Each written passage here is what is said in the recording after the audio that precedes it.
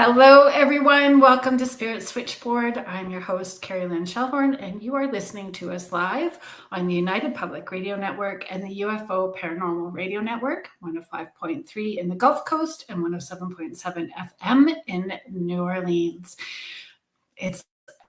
Last week I was in Ottawa. This week I am outside of Owen Sound. We are just on the road, so it's maybe a bit glitchy. We're going to see how it rolls. So I just need everybody to be a little patient tonight. Anyway, I'm very, very excited about tonight's guest. Some of you may remember or have participated in the chat when I had Azria Beckham on, and we were talking about cosmic DNA and our cosmic lineage and connecting with our off-world guides and our off-world family. And it was pretty exciting. And some of you may remember hearing my existential crisis that I had a couple of years ago in remembering and connecting with interdimensional beings and all of the memories that flooded open. So I'm pretty excited about having this guest on, tonight's guest. And having these conversations and really expanding this conversation a little bit more. Hi, Andrew. It's really good to see you here. Hi, Contessa. Thanks so much for being here.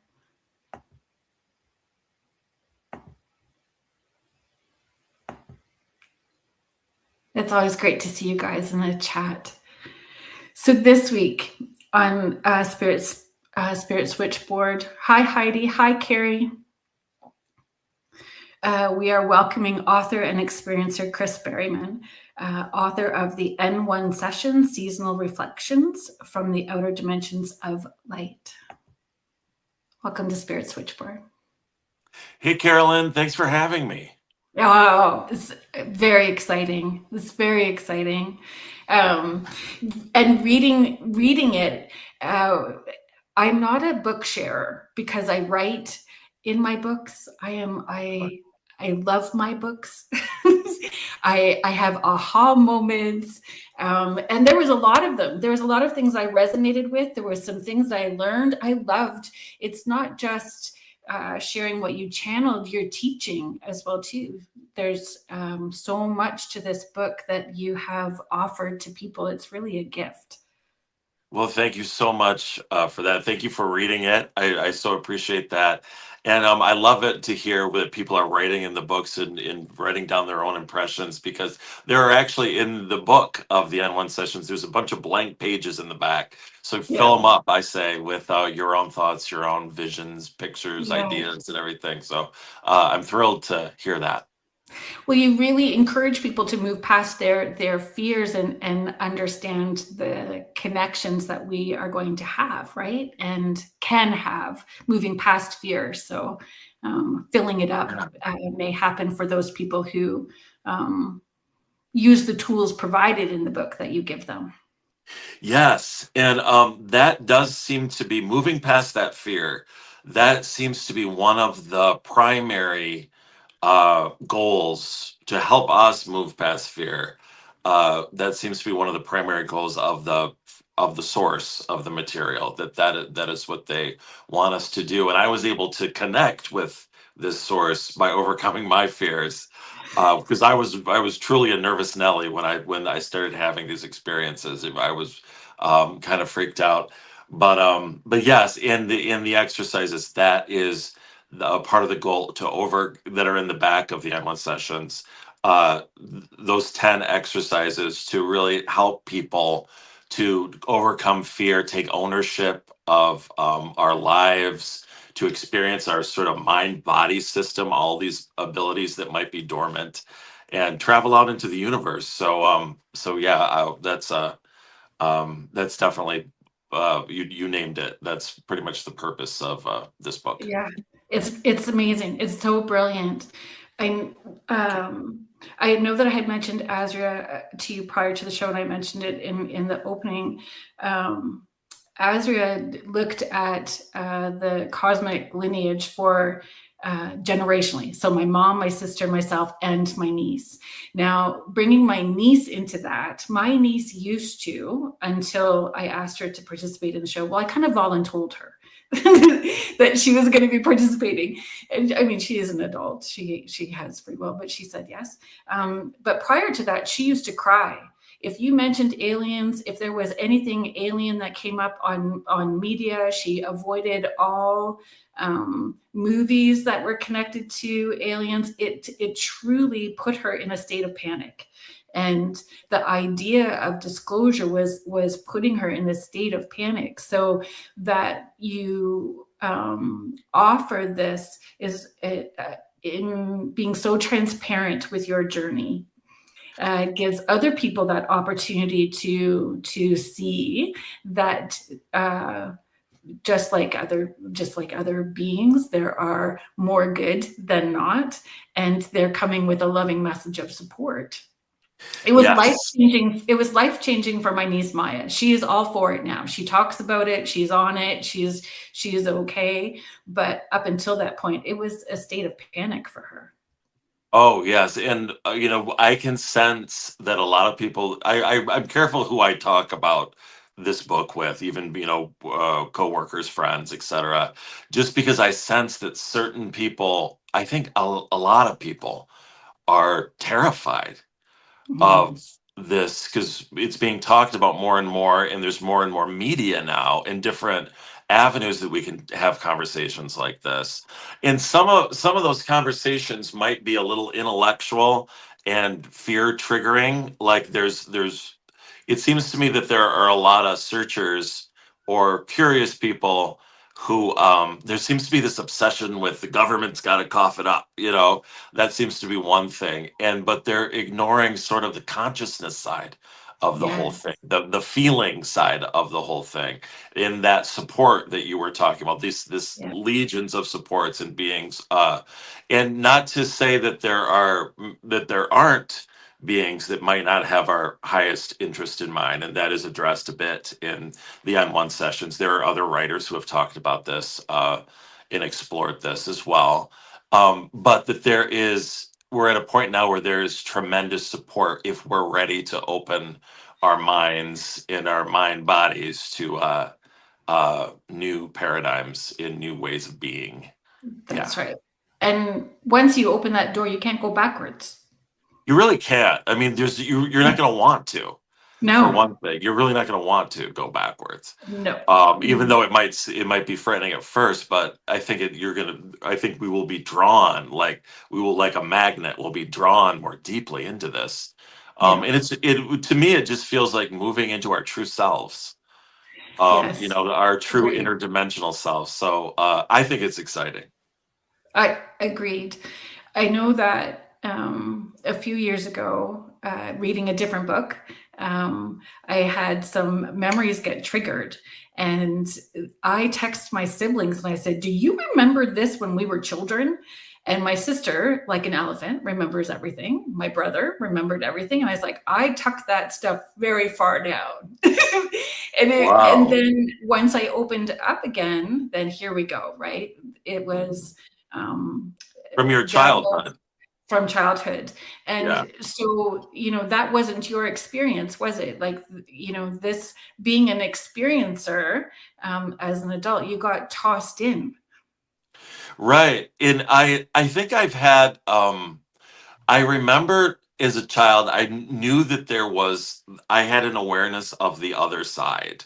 That's for sure. And I think I said this on Michelle's podcast and other podcasts, that, growing up Catholic, it was the ritual and the candles and the incantation that I was so drawn to during mass and Mm, other experiences. I just remember being laying in bed and like a wind coming through a window, and just I knew that there was more to it than just that there was some energies coming in. But outside of that, I think because I was just religious training and sort of like growing. Both of my parents were teachers, and education was really important in our household. That I didn't have ET experiences or anything like that as a child. No, no. It happened. It happened in my 40s, which is kind of interesting. Wow. Yeah, I think that it's all divine timing, no matter when it happens, and yeah. it is life altering. It's life altering. There's some people I just want to acknowledge that are popping in and saying hello. So Heidi Cole, thank you so much for being here. Jade, thank you so much for being here. Heidi is shouting out hello to you, which is great. Hello. Julie How Dow, you thank doing? you so much for being here. Lois Clark, thank you so much for being here. Hi, Jody. Mish is chiming in from Australia. Good day, mate. Yes, Good day, Mish. those. Carrie, hi. Thank you so much. Carrie Fast is chiming in from Calgary, which is fun. Hello. Hi, Joanne. Thank you so much for being here. Now you know why I was not responding to the text at David Wilson. So hello, thanks for popping in. Stephanie Malo, thank you so much for being here too. When that experience happened, did you question why you? Oh yeah. I think I questioned everything about it. I first questioned what the heck was happening, you know. These sensory experiences, starting with geometry, moving into portals and light particles, and flying saucers, spacecraft, having visions of this, and then beings, first eyes, and then hands and bodies of uh, extra dimensional beings, and then having other experiences. So I definitely questioned it. I got some encouragement from an energy healing teacher of mine to not be scared, to relax, and everything, which certainly helped. And then I still question why me a bit. I think it was because one, I was available, and it was a pandemic, and I had a lot of free time on my hands.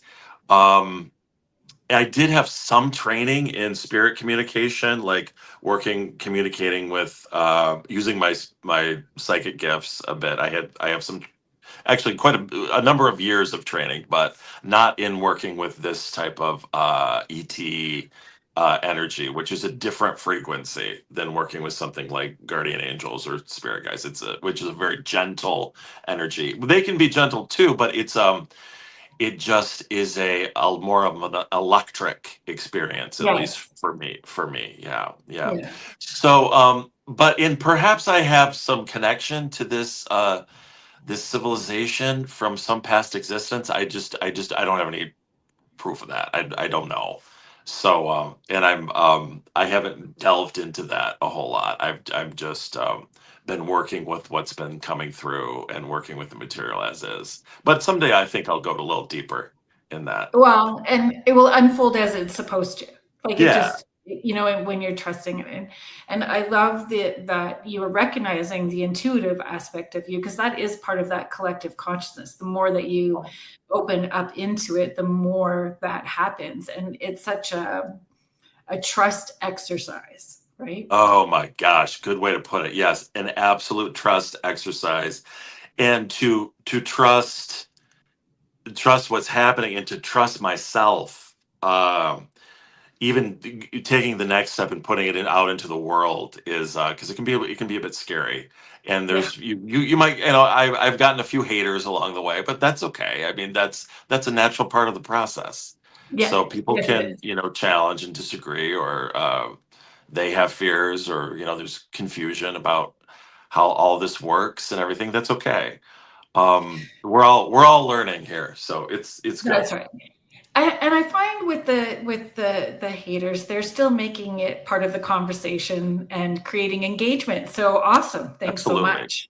Yeah, absolutely. It may be challenging me to get Yeah. really clear about what I'm doing and what I'm the message is, and to what how to communicate to the world. So thank you, haters. Yeah. I use the phrase, thank you for giving me the opportunity to practice speaking my truth. Yes. Oh, I love it. I love it. Yes, what you just said. What you just said. You know, thank you for giving me the opportunity to practice hitting block if necessary without guilt. Yeah. With love, we're going to do that. I think I question when that happens too, though. Is it a moment of mirroring that fear of, we had that fear, so we pushed it out. So, they're just picking up on that frequency as it gets to them. Because I find the longer that you do that, the frequency is hitting all the people that are matching that are ready to meet you where you're at, or a couple of steps ahead and pulling you up even more.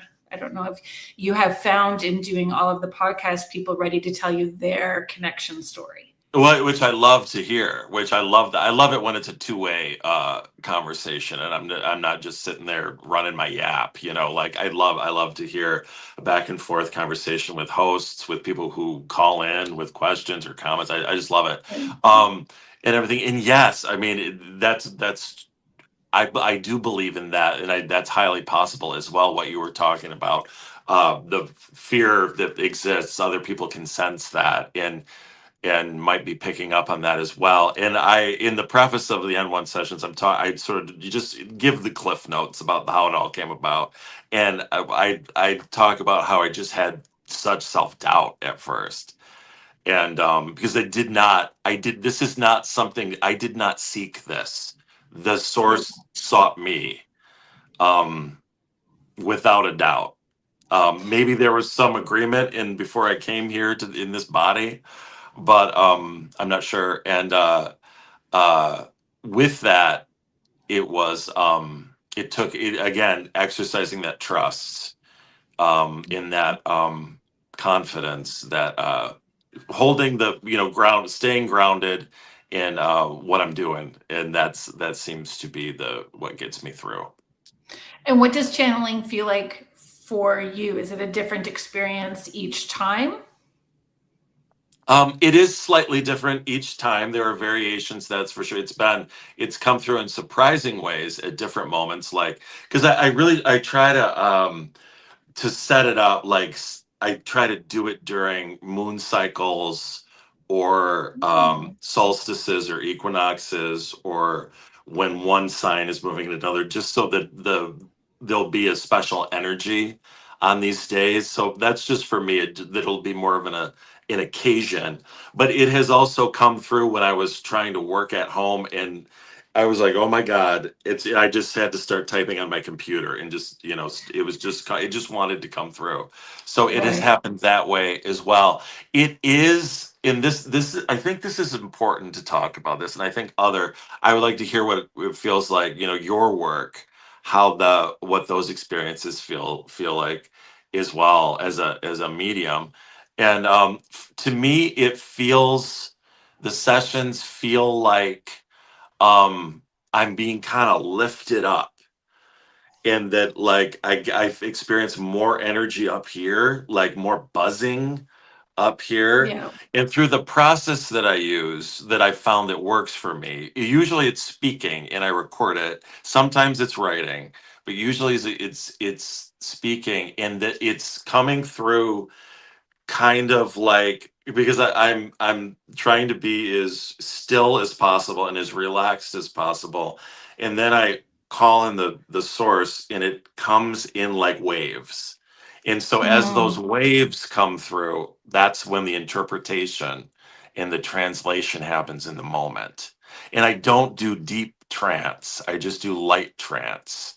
I'm Right. awake when this is happening, and I'm more of a clairaudient kind of I hearing was just going to words, ask hearing that. messages kind of, yeah, kind Yeah. of person. And I get a lot of feeling impressions too. So a lot of buzzes and chills going on at the same time. So it isn't just, because there are some some of the more skeptical people want to say, well, these people who are all channeling similar information, it's just they're just sharing a group psychology. It is not that. From my experience, it is not that. I mean, I would cough it up if that's what's happening. This is coming from a higher vibrational source. Yeah. And it is a frequency that is electric. You really do your skin feels that staticky kind of Yes. charge. And Yes.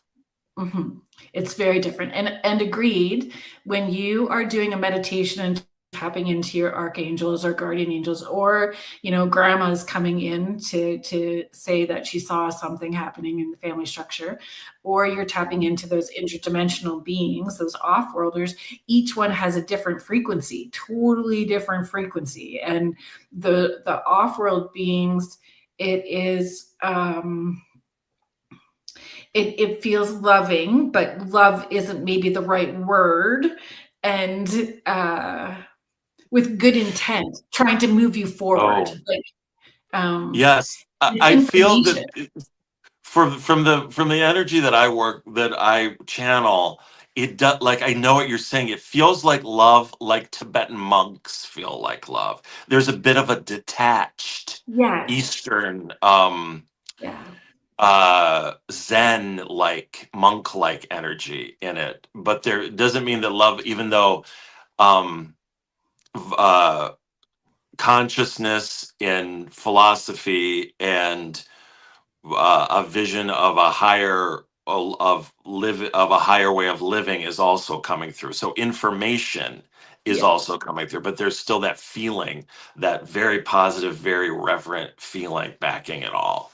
So Yeah. that's something that I can continuously experience. And it's fast. It comes in so fast. There's no room for not that you doubt, but there's no breathing room. It's just boom, boom, boom, boom, boom. It's coming in consistently. Sometimes it gets very fast. Sometimes it does slow down, almost like a telegram coming through. Yeah. And sometimes it slows down to phrases for me, and then words, sentences at a time, and then it starts to speed up. I've noticed there's a pattern that this at first there's sort of a big picture message that comes through, and that comes more like that telegram, that wave type of thing that I'm talking about, and then it becomes more conversational, like we're talking right now, and it Yeah. speeds up. But Amazing. that's just my. I mean, I think there's probably as many experiences as there are people who do this kind of work. Agreed. Um, I agree. And I, yeah, I, I personally feel that our personal journey affects how we're receiving that information, or so the more that we're taking accountability of our personal healing journey, and however we are doing that helps us, right? thank you for the reminder.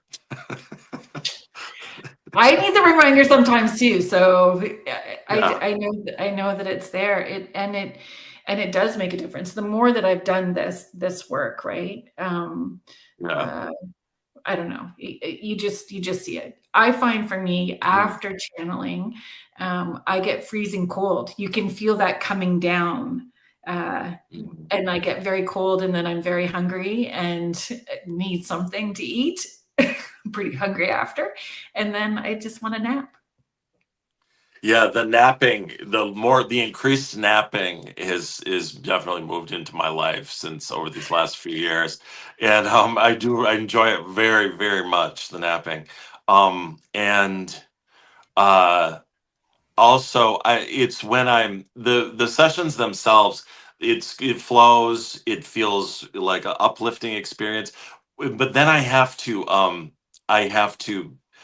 transcribe it and put it into English, and going back in and sitting in it like that, for me, having to work with these concepts like over the course of a day, that can drain me of energy a bit. So I have to take my time and rest in between while I'm doing that. And that's Yeah. good that you recognize that and that you honor it, right? Like, Yeah, I've um, learned to. Yeah, yeah. But I'm I not certainly always, do. I get off kilter and I don't always show myself grace. And then I get the kick in the rump to, get back on track Mhm, mhm. kind of thing. Excellent. Yeah, sure. Nothing wrong with that. Getting a kick in the rump, I don't know about Yeah, that, but it's fine. I don't know. But my experiences with interdimensional beings has kind of been all over the board, from channeling information, um, missing time. So I've had missing time experiences as well too. So as a child and as an adult, but I think it's always been very powerful stuff. My oldest son is in the autism spectrum, and at one point, it was out of the blue when it came in. I wasn't trying to get into meditation. I wasn't working. I was just kind of how you're nodding your head. If I rock, it kind of puts me in that meditative state. And I was just reading a book and rocking, and away we went.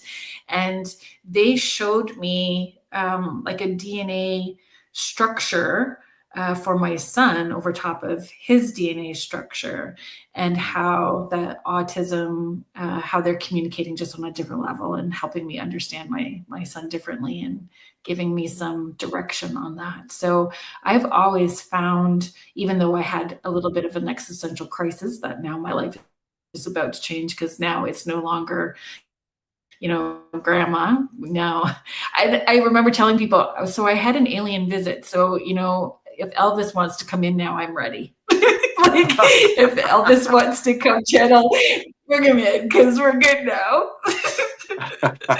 But it was life altering in such a positive way. Oh, good. Yeah. Yeah, that sounds like you work with or you have the ability to work with a lot of different kinds of energies, which is Yeah. what a wonderful gift. But I would imagine the longer this, experience, once the doors open and you're doing this is your path and purpose, part of that path and purpose, and it just continues to expand, right? And Yes. Yes, and I wasn't sure at first when this started happening how like what the time frame would be. With this material, I think it feels like I'm about halfway through, so I think there'll definitely be another some other book or some other media of some kind connected with it. But it just feels like I can do it continuously, and it's just part of my life. It's just yeah. something that it's just a practice that I do, and it's there, and I'm still learning. I'm still learning to do it better and to expand myself and all. But that's I'm starting to enjoy that process. Yeah. I don't think that ever stops, though. I mean, 20 Right. years in doing this, I'm still learning every day too. Yeah.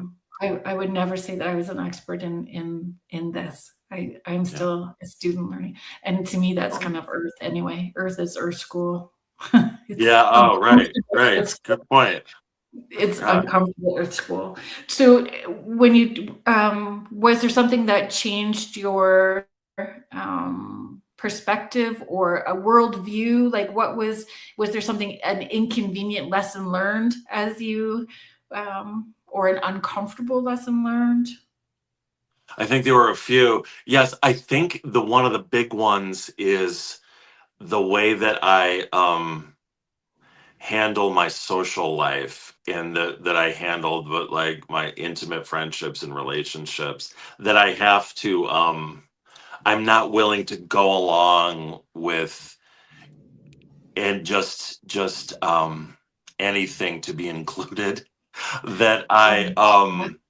because I where I live, like it's there sometimes in our lives, like a tribal thing can kick in, where we're part of a group of friends or part of a big Yeah. family or whatever. And now I'm learning that I just can't, certain interactions or certain events I can be involved in, and some of them I just can't, because I'll have to ghost, I'll have to leave, because just there's something I'm not relating to energetically, and I start to feel literally panicky or sick, so I can't stick around for just anything. Or and Yeah. in my friendship circles have shifted as well within all of this.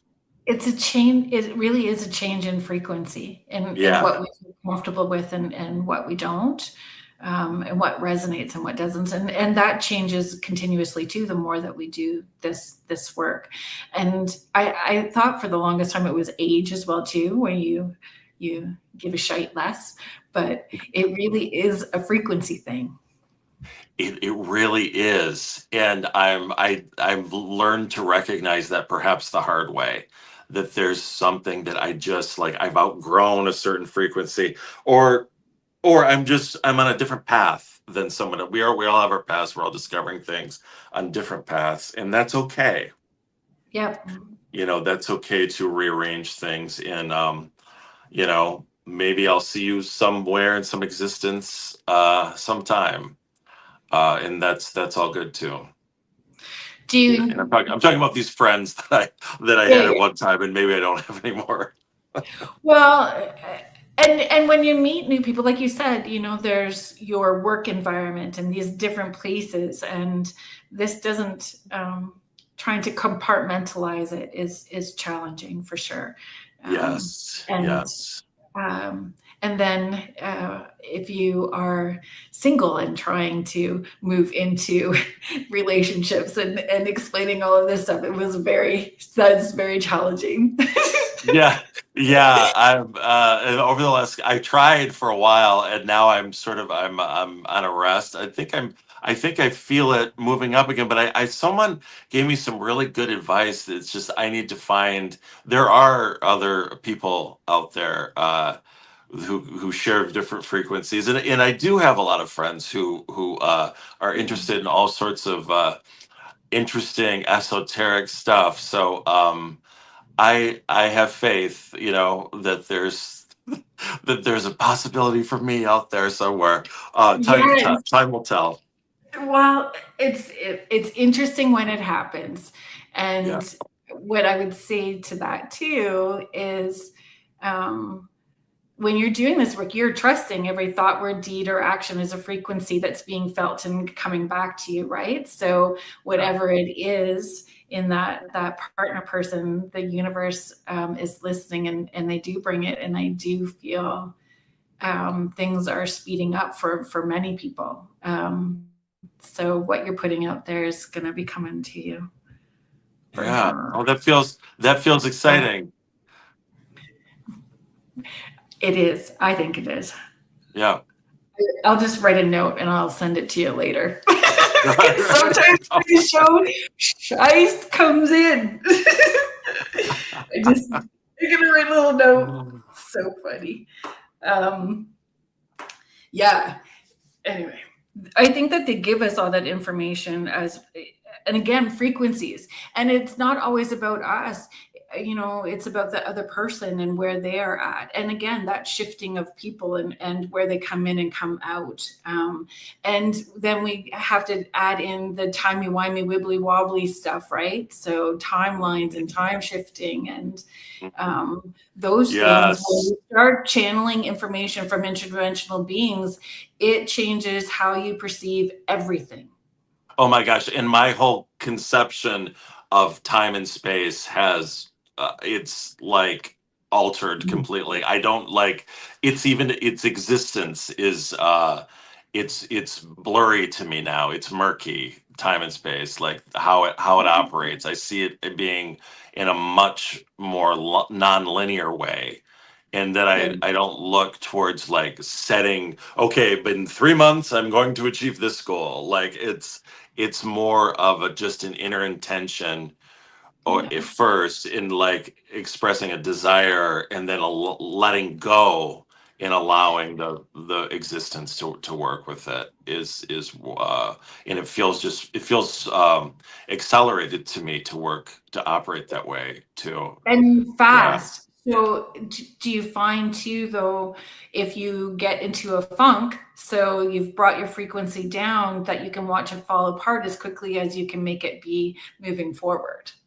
Yeah, and it can when I so a lot of my falling apart is just because I get busy with, life and the practicalities of life, but sometimes, and it's me when I forget, when I and I again I don't trust myself completely. I Right. don't, I can't, when I don't, I feel separation. I don't feel necessarily aligned with, in certain moments, with this overall amazing overall process that I know exists, that I know is going on all the time.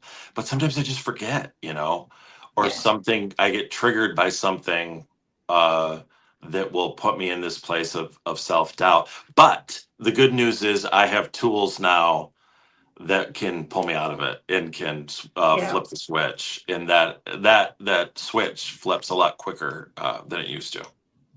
That's exactly what I tell people that I mentor is if you're seeing the time from you get to that spot, putting your tools in place, getting shorter, then you're doing a good job and show yourself that grace, right? I Yeah. find it's when I'm overtired. So it's when I'm overtired and not giving myself that space to have proper sleep and things, and I'm not good. I'll tell people I'm having a bad brain day, so just you know you need to give me some space. And it's interesting that you said about the tools because Carolyn Lee, Stephanie Hinsberger, thank you so much for being here. Yep, we're all chronic insomnia, so napping. Carolyn Lee, I'm just going to bring this up. So, is there any genre of practice or meditation that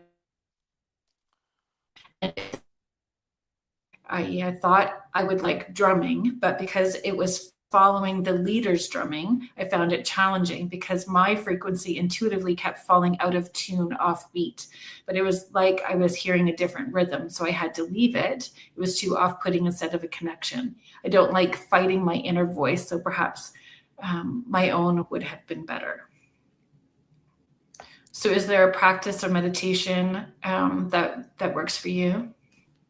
For me personally, I um I do like drum. Interesting, she brought up drums. I do like drums a lot, but I wouldn't worry about falling out of the rhythm. I would just let the drums just kind of wash over and let that trigger. And I think I've used this music this way successfully before, but let that drumming sort of kind of put you into this deeper meditative state and to trigger your own inner voice or inner knowing. Mm, I mean, drums are ancient. Drums are, it goes exactly. back. This is our original way that we connected with star Yeah. beings, probably through Yeah. trance, Yeah. and Chanting. yeah. Other than that, I like to rest in silence. Just just welcome everything. Listen to this inner thing. Listen to the noises in the room, and just to rest. Um, Nothing fancier than that. And would you encourage people to explore and figure out what works best for them? Absolutely, yes. We must find out what works. It's very personal, Yeah. and I think you'll know when you found the right technique. Yeah. What are the ethical boundaries that you may have with the information that you receive? Do you get that push pull and it's time to share this, or this I need to hold back, or is there any of that I kind of guard rails in I've that? learned from like messages that I receive about people. I've learned to sort of recheck the timing and when to say something, because I've said things too soon in the past, like that I probably should Oh, have waited or kept silent. But I've learned to, anything that I'm picking up about an individual that I'm with or a friend or whatnot, I've learned to be discern what's the best timing and how much to say. As far as the material that's in the book, the N-1 sessions, I did go over it, scanned it all if I felt it was the right time to release it, and it felt like it was all in good alignment. So I didn't have any, and there's a few little controversial things in there, but it still felt like it was the right time to just let it rip and let it put it out there. Yeah. Yeah. And we're just going to let everybody, for those people that are listening and not watching, you can head to Berryman, Berryman, berrymanbooks.com, and you can find it there and find out exactly what those little find them there. How do you protect your energy? Do you have certain, again, it's rituals, and I know that it's usually pretty personal, but if Yeah. you're opening up energetically and channeling, is that intention set prior?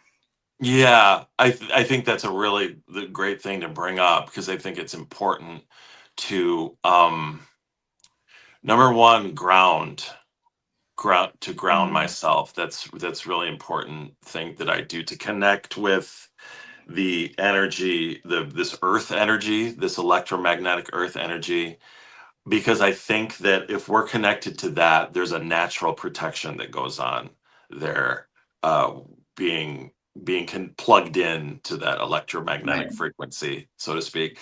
And then I also do things like cleansing my energy with water, with sort of raising the vibration in the room with tuning forks, and then just Mhm. working with my guidance to say, hey, if anything that is not doesn't have light vibration, doesn't have a certain frequency, doesn't have good intentions, tries to move in, just let me know, alert me, and we'll pull the plug. Yeah. And so I have sort of a contract with my guidance It's that way. perfect. And it comes back to letting go of fear again too, right? So it was interesting. I taught a class last winter about connecting with your interdimensional guides. And it was fabulous and super fun. But it also was super triggering because people were like, oh, if we lean in, I said, people feel okay to lean in to tap into their guardian angels, and you don't know really, you're opening up. So if we're opening this way, it's about intention and moving past fear as well too. And I think Yes. the more that you do it, the more you understand the frequencies that you're tapping into. Yeah, and there's a lot of religious through lifetimes. We have a lot of religious training and conditioning Mm. that is telling us, oh, don't lead. Like I think that it's good to be discerning, but I think there is no need to be fearful. At the same time, Great. if you're using certain techniques, if you're operating in with good intentions and keeping yourself um, cleansed and grounded, and just being aware of what you're. I think this is important. If to be aware of what our motives are for working with spirit and higher Very important. frequencies, Yeah. But to just keep I track find about that. I find if you go in and it's about ego, you're going to get shot down pretty quickly by Yes, by yes. them. Like Or if that it's we're about being being special, or yeah. being attention seeking, like there's Oh yeah. it's just good to do a double check on that. I think Yeah. for all of us, myself Yeah. included, like Yeah. that, why am I doing this work? What is my purpose of doing this, of making this connection in spirit? Yeah. What is the underlying motive for what I'm doing? Just to make sure we're working in good spirit, good frequency. What I find, even channeling interdimensional beings, you quickly find out that you're being of service for something that is a higher good for the collective. Yeah, I just Right. got covered in shells when you said that. Yeah. So It's I think that's yeah, that opportunity is there if we want to take it. yeah. Okay. The book describes a multi-dimensional collective linked to Orion and Sirius, right? So how Yeah. did they define themselves in your words? How did they define themselves?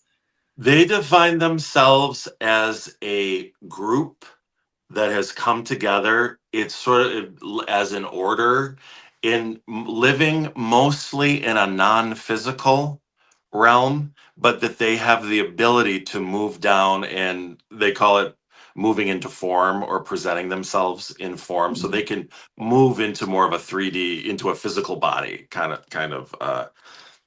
thing, or present themselves that way to others. Right.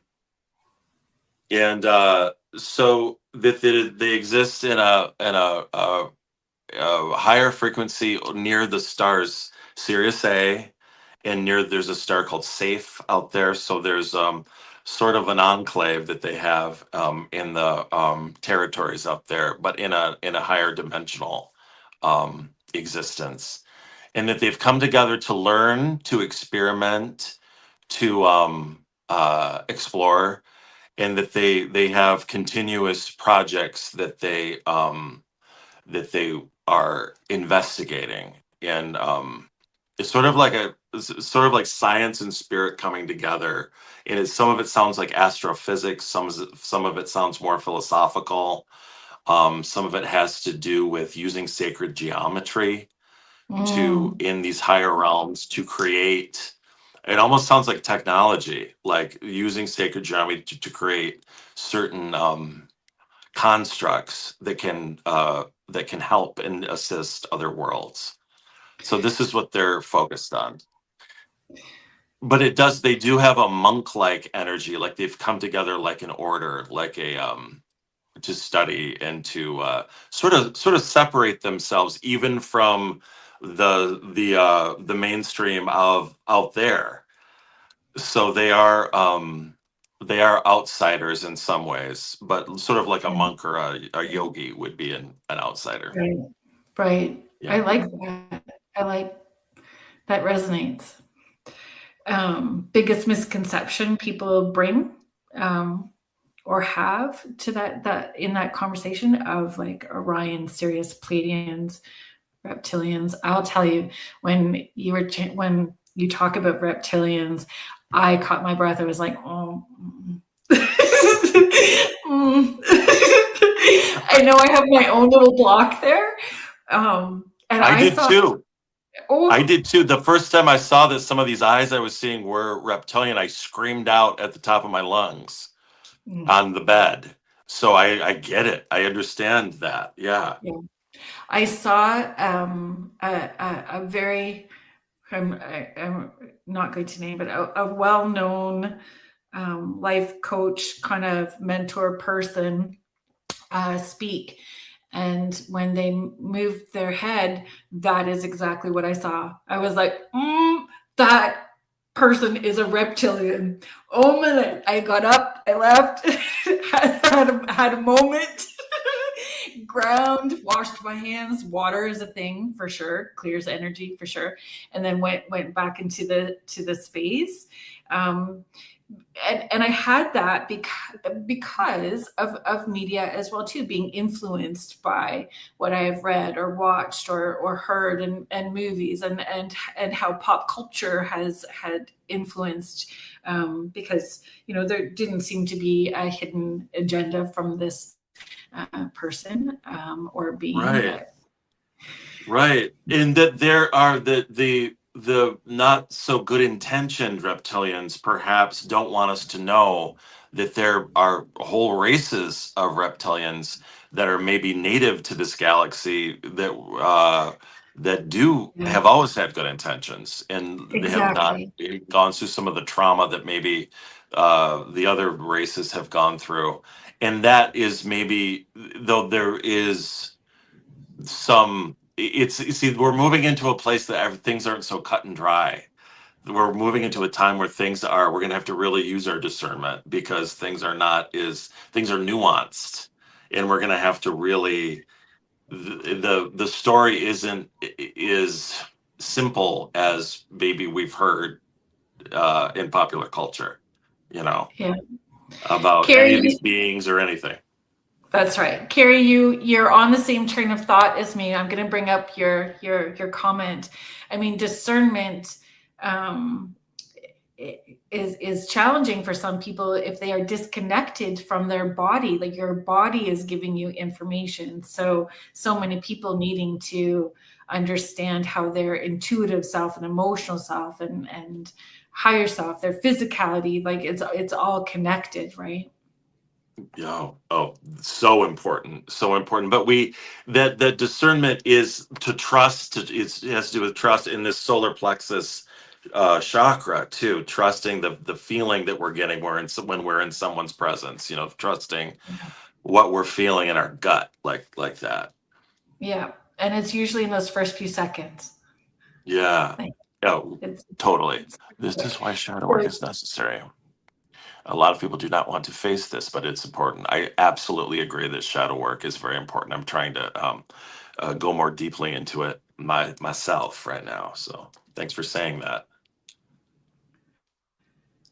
well, and there gets to be a point where we have no option but to deal with those things. I feel that people have a misconception about what shadow work is as well too. It really is understanding who you are at your core and incorporating all of that understanding, why you get triggered or responding, and having new ways of responding to certain situations where, I mean, we can't totally get rid of our ego. It does play a part, right? I'm sorry, you've on my end, you froze up a little bit there, but I'm sure that was lovely what you just said. Yes, yes, it was. That's what we're going to roll with. Paranormal Chronicles. Thank you so much for chiming in, Chris. It's Ah, amazing. hey, Gavin. Yes. Hello to Wales. Hi, Gavin.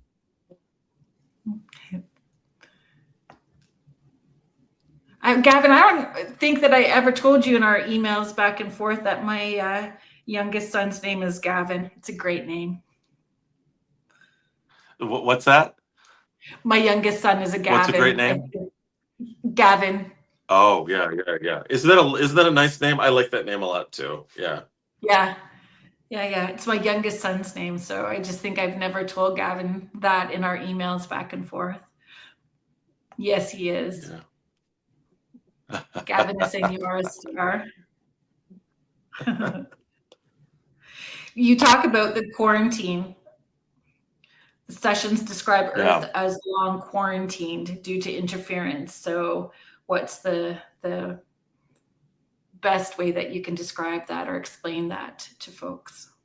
Yes. So at the beginning of the N-1 sessions, it's sort of the stage sort of gets set up, and it talks a little bit about galactic heritage, that we share genetic material with star beings, that there is a galactic family that we're connected to in the universe, and perhaps these beings actually, with the primitive human that was developing, from the ape, actually seeded us uh, with them with their own material, and then we evolved in different ways, but that at some point, as the original purpose of this planet was one of collaboration and experimentation, and that these beings in the N-1 sessions want to bring that back. So that's kind of a side note. But at some point in the in our evolution, there are maybe some beings with not great intentions who came along, and maybe more than one group of beings with not great intentions came along, and that Right. created some confusion. There's different theories about this. There's about the Anunnaki, the children of heaven, the children of sky and earth, the princely offspring. There's all this material in the Sumerian literature, and many in other literatures, the other myths of our Right. of our planet. Many different theories, many different people have picked up many different things about this. But at some point, there's different groups of ETs that were involved here that maybe started messing with things a little bit. And because of that a quarantine by if there's a higher council out there, a higher galactic federation, a higher group, sort of UN, United Nations of the cosmos, that perhaps in order for our safety and for our own development, a quarantine was put on. Don't mess with this race anymore. They're going through some growing pains, we have to respect their free will at the same time. Don't mess with it. And from the conversation I had on Michelle DeRochier's program, I want to email her because she triggered more thoughts, and I sort of went back in and got more information. That when the Love it. quarantine was put on, and this is speculation on my part, but that perhaps it happened when organized war started to appear on Earth. So maybe Mm, around, two, through 2800 BC, somewhere around that time. But that might have been when the quarantine was put on. So when we started developing even though they were primitive through the different the Bronze Age, different other eras past, that when war started to become serious, uh, right. that's when perhaps when the quarantine was put on. So if it's lifting, if it's starting to lift now, then what kind of things would we see, Yes. right? Well, in all of this, Society. moving to what? Say that again. Like, what would we see, or what signs would we see within human society, not just like looking up at the sky? I think that we are starting to see um, more connectivity, people using technology, not just to entertain themselves or mind numb themselves, but to connect and have real conversations. And it's starting to happen in large numbers. I think these younger generations are going to really be leaders in bringing people together to commune in ways that is in line with a higher purpose for things like healing and um, respecting in a spirit of respect. And I think more and more events are going to start happening on this planet like that. I see the seeds of it in different places. I see people trying to it's more in the it seems to me like it's more in the idea phase right now. I see people envisioning a new world or a new way of living, but I don't think it's quite moved into reality yet. So Well, I it's think we're at uncomfortable. a very exciting time. What's that? It's uncomfortable because it has to fall apart a bit before you can start with that fresh Yeah, or that new. Like the old stuff really has yeah. to crumble away, and that's what we're seeing. It's absolutely, absolutely. Yeah, the old stuff does have to crumble away. And during these times, even though like the country that I'm living in, there's a bit of authoritarianism threatening to happen, but we have Mm. to remember that we have freedom of speech and that we have the freedom to express ourselves and to put our ideas out there, and that we can start having conversations and even if they're uncomfortable conversations or debates, that we can start having them in a way that is more not so volatile and Yeah, more of a platonic model. More of a true dialogue can right. happen even using technology. It seems like there's a lot of volatility on the social media, but maybe we can realize that and sort of get over this phase that we're in of digital volatility all the time, and find ways Yeah. to converse like we're conversing right now. And people having different ideas, that's okay. We can talk through it if we can just respect each other. And being open-minded that you can hear somebody else's perspective and then change your mind. Like that you Absolutely. can, yeah, Yeah, I can have a shift occur, and yeah, that's an amazing thing when I that happens. agreed. Wow. Yeah, yeah. Denny, it's so good to see you. So Denny is saying this is great stuff. Hey, Danny. I'm going to do a quick station ID for us right now. So If you are just joining us now, thank you so much for being here. You are listening to Spirit Switchboard, and I am your host, Carrie Lynn Shellhorn. You are listening to us live on the United Public Radio Network and the UFO Paranormal Radio Network, 105.3 in the Gulf Coast and 107.7 FM in New Orleans. If you are enjoying what you are listening to and would like to explore more of what UPRN has to offer, you can head to uprntalkradio.com, find out more about the shows, the hosts. You can access thousands of archived shows. We are always getting new shows. It's not all high strangeness and paranormal. There is something for everyone. Today's guest is author and experiencer Chris Berryman, author of the N-1 session, Seasonal Reflections from the Outer Dimensions. If you would like to check out more about Chris and his book, you can head to Berryman Books, BERRYMAN, berrymanbooks.com. Thanks for joining me today, Chris. Thank you so much. It was a pleasure. I had a great time. Well, you're still here for a while yet, dude. So buckle in, because we still got a little bit more time to go. But we actually had to shift, and so I was so grateful, because I know that you were on the Outer Realm 3 weeks ago with Michelle DeRoche.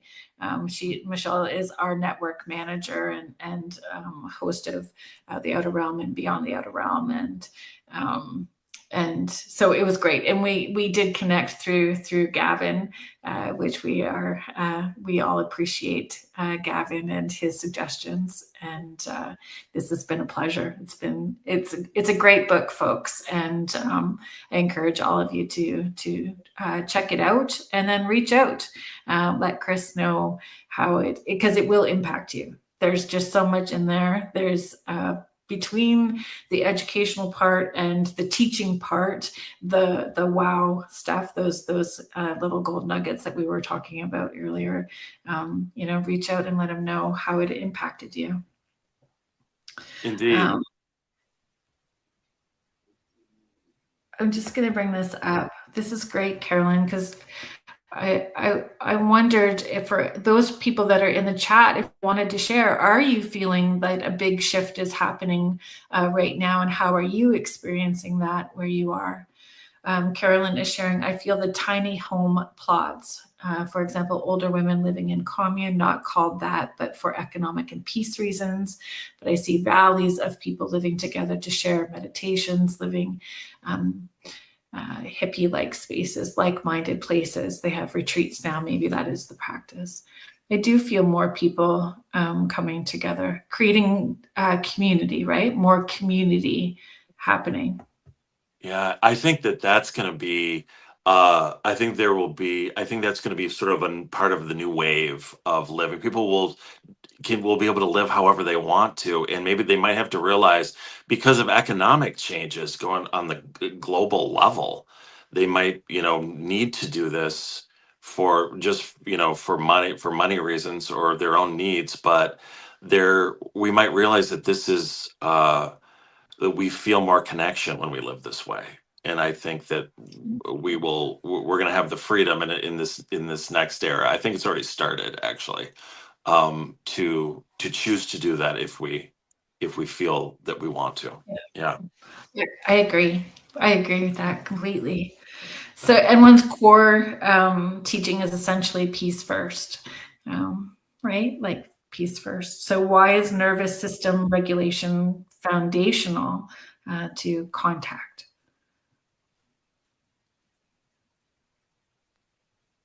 Oh, did I freeze on you? I'm sorry, you that froze up just a little bit there. I got the nervous system part. You handled that so well. So am I still frozen for you? So peace first, right? So essentially that's that core teaching. So why is regulation, like nervous system regulation, foundational to contact? I think that, yes, that nervous system regulation, starting with breath, starting with stillness, starting with grounding and tuning into the mind body, I think to safely hold the frequency, the higher frequency that one deals with in dealing with contact in higher energies. I think to keep ourselves safe and regulated, that these practices are important. Yeah. Yeah, breath work is everything. I agree. Yeah. Like, Yeah, the uh, breath work it- is the breath is the start. Yeah, the first goddess. Somebody told me the breath is the first goddess once, and and and honestly, when you practice it, and using that in your practice, and it's a practice. It's literally a practice. You have to continue doing it.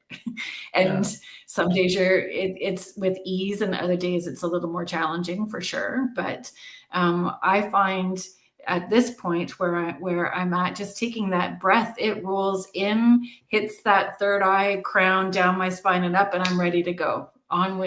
We're on it. It doesn't, yeah, you don't have to sit for a long time. right. So that's the ability that it has to do that. So that's what it can do. It can put a person right in the zone, so to speak. Yeah, So that's an exactly. amazing thing. Yeah.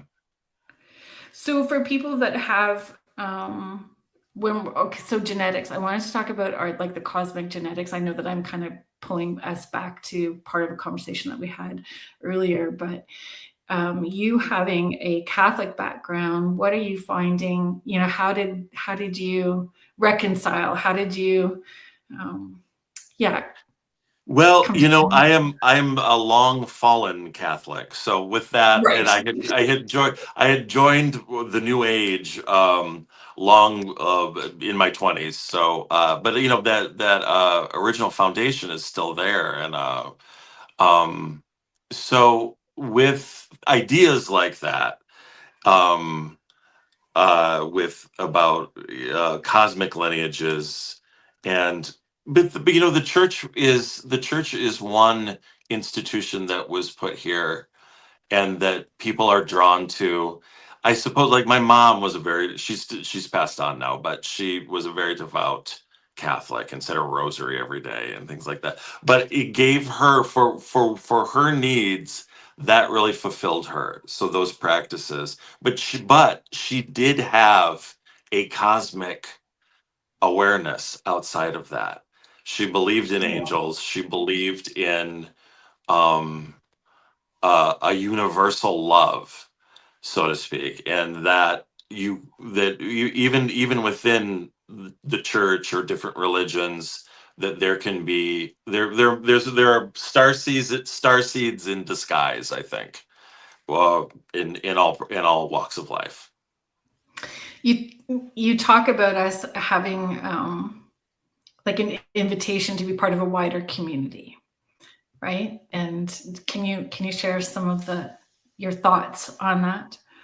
Yeah. Well, and I'm inspired, but, like, I think it's one another example of this is that message that we just got about, living in commune, living in communal living in we're in with other people, with groups of people. But this, and I think that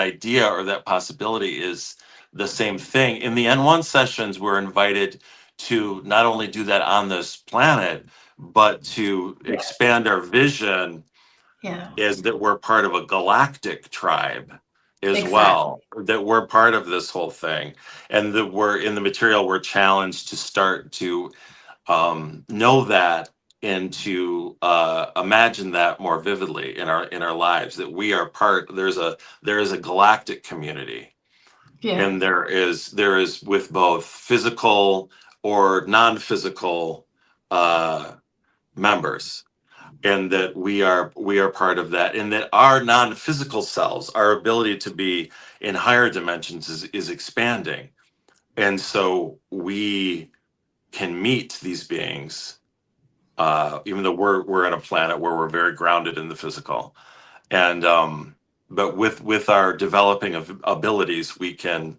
the collaboration, the powwow is the invitation is on for that experience.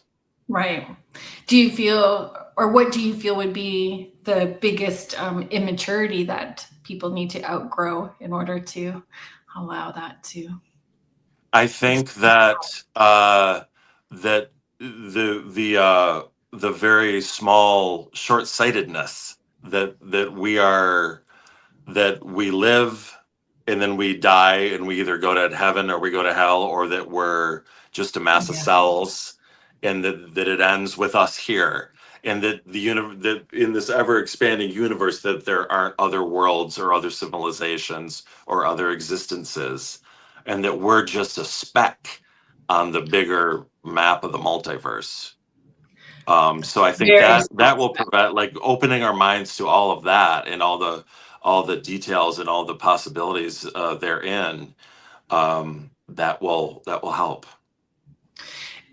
encouraging that sense of wonder, keeping your sense of Yeah. wonder, right? Yes. Like Sense wake of up every wonder. day like a Yes. little kid at Christmas. Yeah. Like, Yes. Every day. yeah. And I have to remember that as much as anyone does. So that's it's again it's daily practice, but I think it's going to be easier moving forward because it's going to be these ideas and these concepts are just going to be shoved in our face more. And Agreed. so we have to ignore all the volatility and the drama of global Distraction. politics. And yes, there are things that are concerning, like threat of world war, and nuclear events and things like that. And of course, we have to stand up for peace and for rights and for freedom.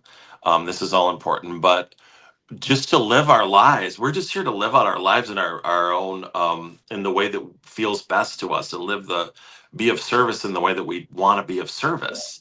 So that we have to remember that's right there for us to achieve every day. And that sense of wonder that you're talking about will Yeah, I think that'll just make it easier it to does. connect with that purpose. I find when you can relax into the idea that you have interdimensional guides, interdimensional beings, whether they are part of your galactic soul family, however you want to look at that, and allow those connections and understand it's not just when you're sitting in meditation, that it is a 24/7 flow and connection that allows life to be magical. It just allows life to be magical. And you don't give your power away to people because you are trusting your connection. So you're not doubting yourself, you're not gaslighting yourself. It just becomes this very magical way of being. I agree, and I was bombarded with energy when you were saying that, and that yes, you're not giving away your power if you are doing something that feels very much in alignment with what Yeah, your calling is. So yeah, like the work that you do, Carolyn, that you've done for 20 years, as you yeah. said, like this is you were not being used by by any malevolent force. This was you were being of service to other people. And that's Yeah. what a great thing. Thanks. I think it's very humbling. And Yeah. and you learn a lot about yourself when you put yourself in service of other people. Like you learn about yourself and what's important and what's truly important.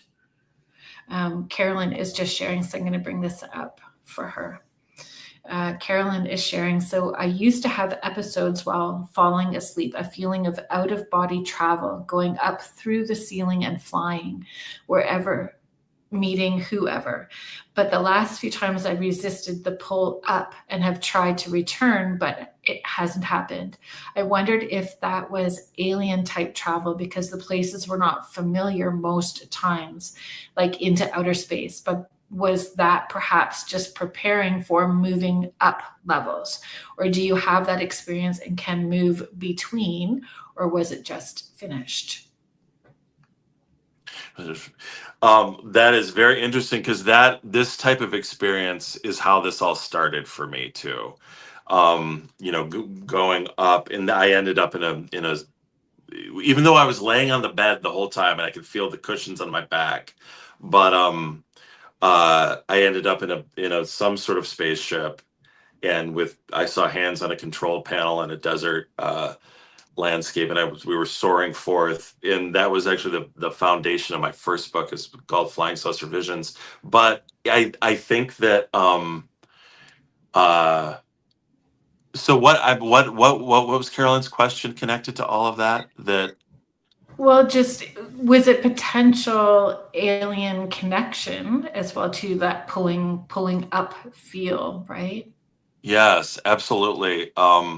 It feels like it was, but And the places we weren't could, familiar to her. right. But if as long as she's okay with that, Yeah. if she is if she consents to Yeah. that, and in the moment I did. In the moment I said, okay, I'm just gonna relax here because I know something's happening, but I'm gonna go Yeah. along with this. But if as long as she's willing to go along for the ride, and then she can actually ask while it's happening, where are we going? You have the right to do that. Yeah. What is this? What is going on right now? Yeah. Yeah. And it's shocking how much time actually goes by when you're in that space. Like you don't Yeah. it feels like it's a few seconds and then it turns out like it's 3 Much hours. longer, right? Yeah. Yeah. Yeah. Yeah. Yeah, like 3 hours. And then you need a burger or something. Come back down to earth, Yep. Yeah. Hamburgers, Yeah. pizza. Yeah, yeah. Handful of chips and a burp sometimes, Yeah. whatever Yes. whatever it is. It's That's why I have this extra lusciousness around my body, because it's, I have to come back and come down and be grounded. But yeah, yes. I yes. But one of the things that I was doing was I'm just gonna, as I'm eating my burger, I'm donating what's not in my highest good to the universe and they can transmute it back into love, and thank you very much. There you go. Oh yes, that's a good thing. Yes, absolutely. I think that helps. I think that Yeah, does help. Yeah. that's my intention. And it Yeah. makes me laugh, so then I'm not so caught up in the ego part of it either, right? But I Right. find, do you find, as that frequency has shifted for you, food has shifted, clothes have shifted, like everything in what you feel pulled to shifts. Yes. I don't. I still imbibe, but I don't drink alcohol nearly as much as I used to. You know, And I'm always actually, just yeah, I'm always just looking for. I'm actually working with a nutritionist now, and just trying to just eat things that are gonna um, uh, uh, living food, like things that are gonna uh, turn into it, allow my body to extend its life a little bit, as opposed to yeah. not be doing, like I don't want to. I like chips and burgers, but I don't want to shove them down all the time. No, it's so funny because I used to be able to Baconator with no problem. And now I have a couple of bites and my body's going, what did you just do? So light foods for sure. But then again, it's trusting. I mean, we were seasonal eaters before. Like that's Yeah, if we were yeah, tapping into it and intuitively we were seasonal eaters. So yeah, yeah. our frequency, we need to trust that our body's going to pull us to what we are needing.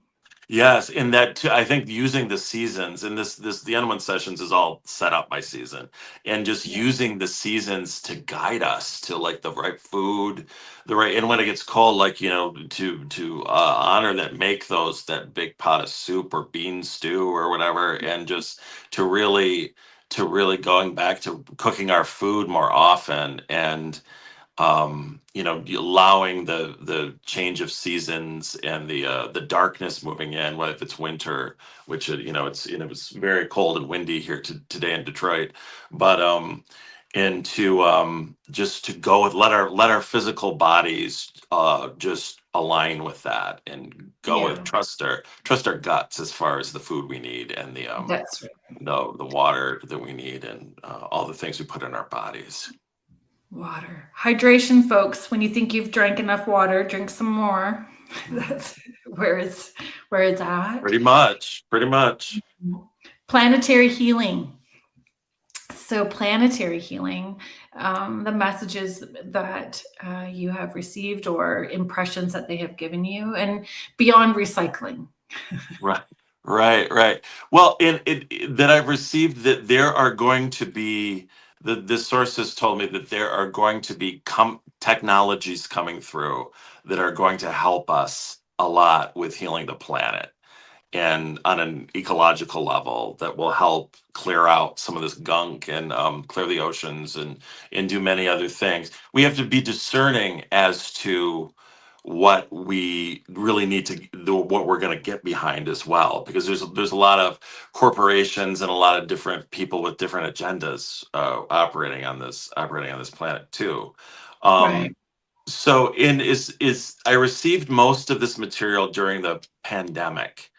So, and that was a time of like going in and, sort of going into the cave, going near the fire and hibernating in a way.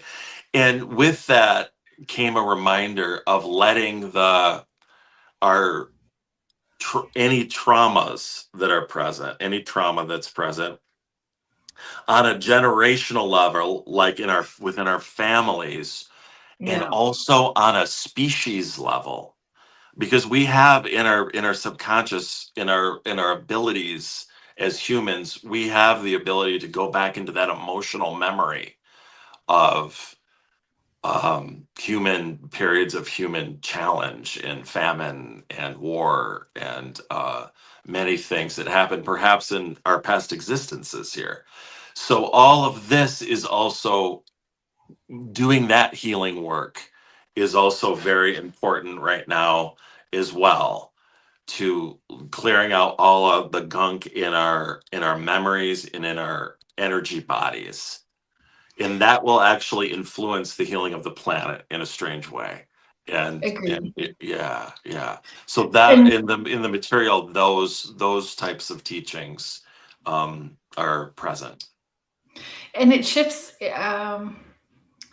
simplicity. That's the word that I Yeah. wanted. Oh, simplicity. Yes. So important. Like being willing to be radically simple in our lives. Like I'm trying to have more simplicity. You wouldn't know it by the all the stacks of papers and books in this office, but um embracing that clear and simple life based in what is most important to me, and that really addresses my true desires, what I'm here for, what I want to be doing for the rest of my life as Yeah. well. Yeah. And it's accountability. We understand that we have accountability for the energy that we're putting out into the world, what we're consuming. There is just this level of accountability, and again, where we want to expend our energy and protect it, not put Yeah. a club on. But in our spaces, I always find it fascinating in our spaces too, when we're really shifting our frequencies, like where my clutter is shows me where I still have some healing I got to do, but the rest of it, I can't have any clutter at all because I can't think straight. I'm so foggy brained if the rest of it is messy, but that one spot, I know that I've got some like inner work to still do in that area. But yeah, so I don't know if you've noticed that for yourself. Well, I mean, yeah, but the clutter, and I actually hired out some help with some friends to help me paint in this house, and which I finally confessed that I needed help, so I called on outside help when I definitely needed it. But I mean, clutter will appear where we have a relationship with this physical world we're living in. We're busy, we're trying to make things happen, and clutter will appear. Um, it's just it's a good thing to clear. I always, so when I clear it, something amazing usually happens, like some breakthrough Yeah. will happen, or I'll get a raise or something like that. So it holds energy. Clutter holds it Yes, holds a certain energy that might bring us down a little that's bit. right. And subconscious, we're creating that block. So we Yeah. just Yeah. we're just moving that out of the way. Now, where did I see? Oh, thank you, Carolyn. Carolyn is sharing, how do you do that healing work? Energy or Reiki? Sure. Well, those What? are Reiki or energy healing. That's a great place to start. I mean, there it seems like there's more and more practices popping up all the time. Again, I think it's personal, but some of the some of the stuff I was talking about, clearing that and ancestral or subconscious healing. I've worked with some teachers in that, and some hypnotherapists in that. Yeah. The practice, Dolores Cannon's practice. I've done that with a practitioner, and there are many others too. It's Yeah. for some things I've realized I need a teacher, I need a guide to help me with, and other things Right. I can do myself. Yes, agreed. I Yeah. always feel like I'm stepping in a big pile of poo when I open my mouth up to talk about healing modalities. Like, Like I don't want to. Everyone has their favorite, oh and yeah, I don't want to yeah. hurt any, ruffle any feathers there, and I No. respect them all. So yeah, Yeah, and honestly, it's all coming from the same place of source. So sometimes, it's just how each one is, the ritual of it, how it's presented, and finding what one resonates for you and where you are currently at.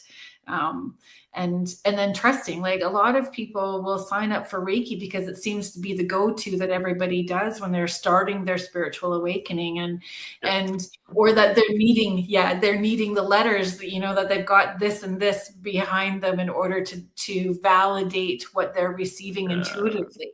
yeah. And so it's really, gaining the confidence to move past that as well too, right? And Absolutely, absolutely. That it's that Yeah, and in when I started out, I got caught up like, oh, I have to take that, like I got to do this, and now I'm a level 3, and I'm going on the retreat with the level 3s or whatever. And that's all wonderful. It's all awesome, but it's real. I've learned that it's really all inside of us. But exactly. these practices, and maybe, but I had amazing experience going on the retreat with the level 3s or whatever level I was at, and Yeah. it just setting time to do it and to let it in.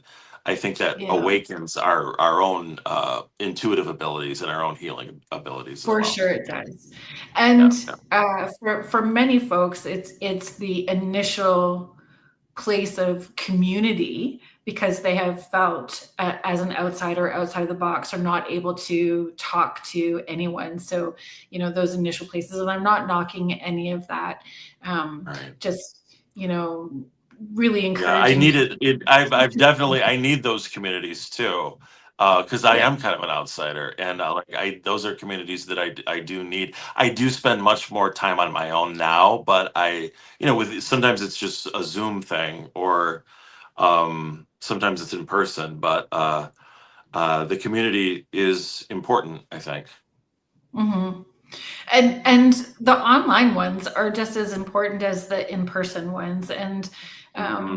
just like with the folks in the chat, like you guys are such a big part of the show. Like you look forward to chatting with each other. You can see the friendships developing with each other, even in the chat, like through here, which is beautiful. So we all need community in different ways.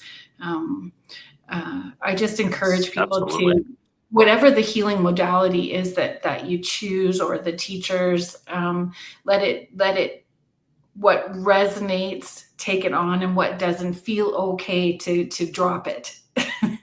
Because the teachers are also teaching from their level of healing. Good point. Good point. Yes. Yeah, as I step in the big pile of poo. Yeah. Yeah. Gently. Gently. Oh, Stephanie, I appreciate when you're chiming in. Stephanie wrote a series of books called Stopping to Smell the Flowers, which were inspired and channeled. A lot of it is channeled as well too. So Stephanie has also been on the show as a guest. So she is sharing, I think of clutter as non-clarity. I'll look at a pile of papers on my desk and say, what is that? I can't have clarity with that clutter. And clarity means you know what you want in your life. Good point, Stephanie. Yeah, very clear. That feels very clear. Sandy is sharing, when we're talking about energy modalities, it's whatever you're comfortable with. Yes. And I do think that it's evolved and shifted all of the different healing modalities. I know when I took Reiki, one of the first things that was said was you're not going to be able to drink coffee or don't eat chocolate, don't have meat for the next 20 days. I'm like, I'm in the wrong spot. I can't be here. Yeah, and it's different. Like every teacher has like their own thing, So, but that great, it's like fasting for a little while. It's ultimately, I doubt if that had any effect on anything, but it's good to have little fasts. It can help, with our energy bodies, like breakfast. Like that's the fast. Yeah, that's what we're talking about. Mish, so you're a Reiki master. You'd never heard about? Yes, yeah. And I loved the teacher that I had, and I'm not knocking her in any way. It was just that was. It's a whole conversation. It didn't go well. It'll probably go sideways even more, but.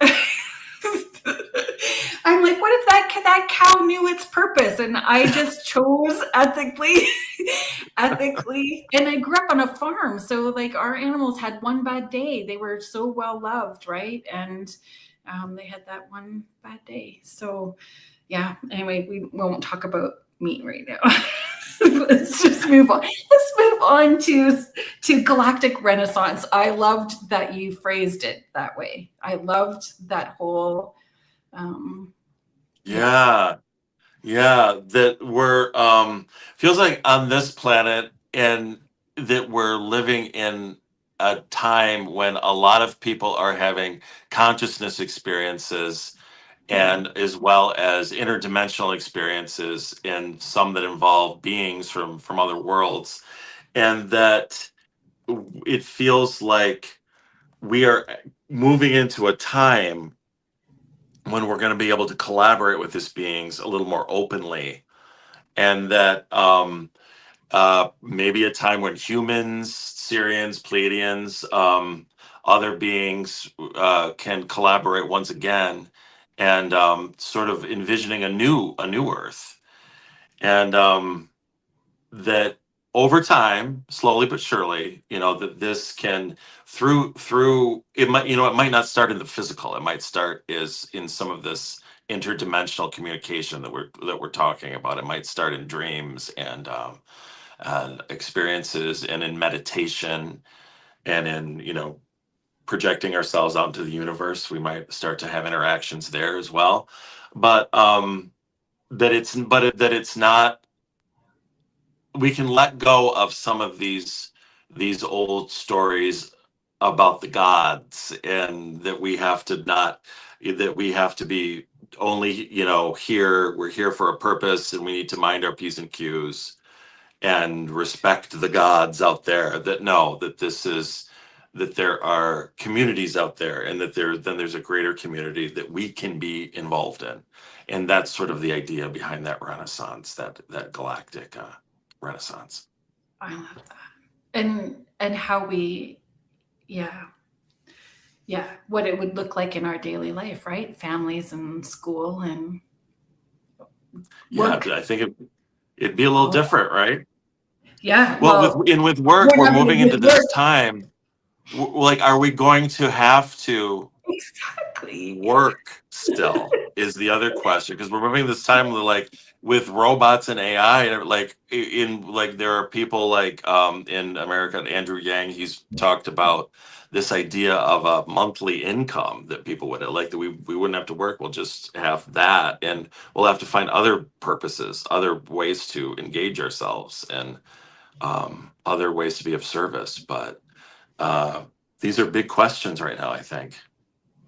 And so many people coming to that place too, and recognizing, and even with work, when we're talking about work, path and purpose, passion, some of us very blessed that our work is also our passion, right? And our purpose, but not everybody gets to have that. But I feel like we're moving into that.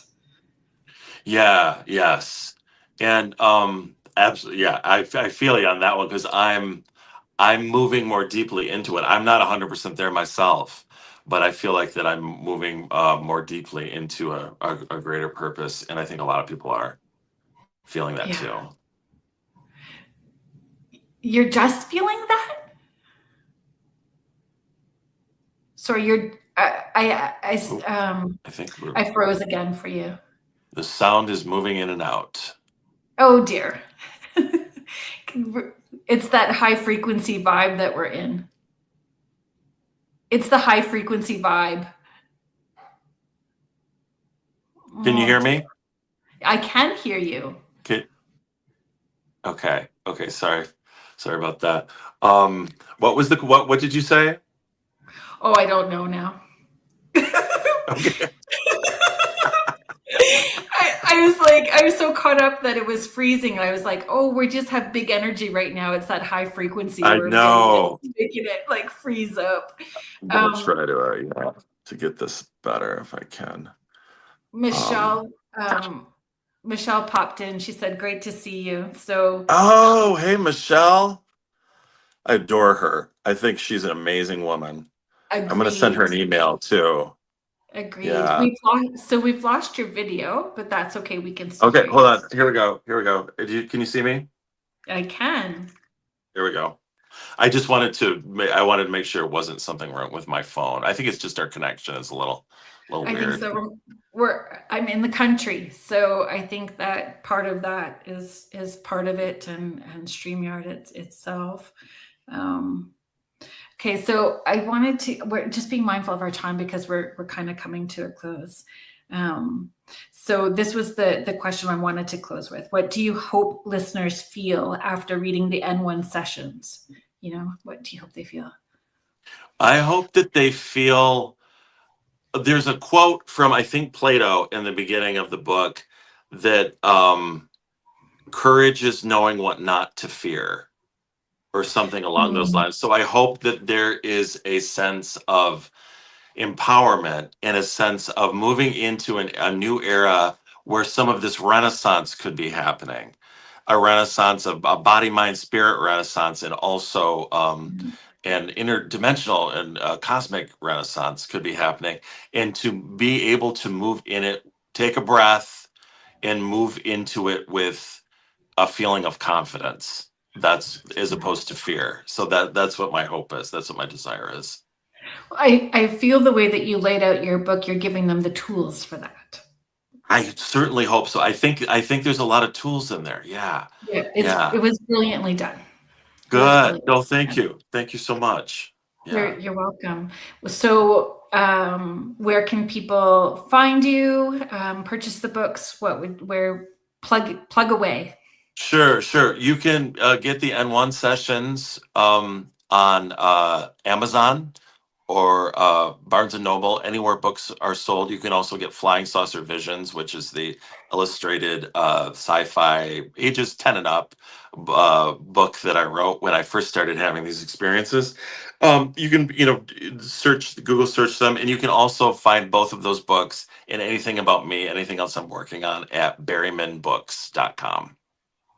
Which we have running along the bottom. Thank you. This was so much fun. Thank you. This was a blast. Thanks for having me, Carolyn.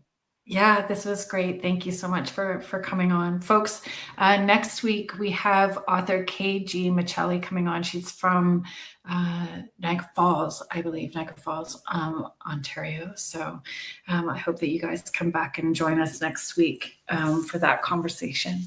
Thank you, Michelle, for popping in and saying hello. And thank you for always helping me and supporting me. I appreciate that you wrangle this squirrel on Red Bull all the time and the work that you do. Thanks, everybody in the chat for participating, your questions, comments, showing up and being here. You guys do help make the show what it is. Thanks, Joe Montaldo, our owner, our network owner. So thank you to United Public Radio Network and the UFO Paranormal Radio Network, 105.3 in the Gulf Coast, 107.7 FM in New Orleans. We hope everybody has a great weekend, and we will see you back here next week. Have a good night, everybody. Bye.